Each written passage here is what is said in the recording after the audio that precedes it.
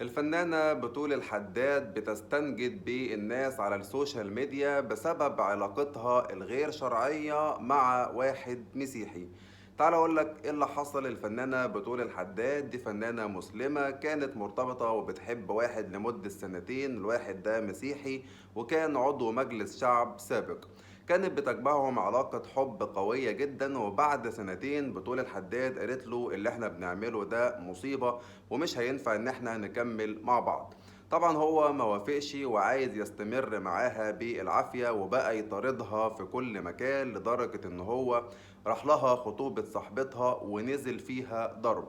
طبعا بتوع الحداد كانت بتحكي الموقف دوت في لايف، وطبعا وشها كان وارم من كتر الضرب وبتستنجد بيه الناس، لولا ان في ناس في الباركينج حاشوا عنها، لولا ان الراجل ده كان ممكن تموت في ايده.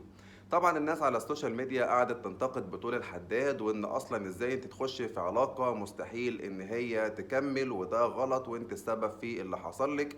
ولكن انتوا بقى قولولي في كومنتات ايه رأيكم في اللي عملته بطول الحداد، وهل ينفع ولا ما ينفعش، لان هي طبعا ما زالت عمالة بتستنجد بأي حد مسؤول في الدولة علشان ينقذها من اللي هي فيه.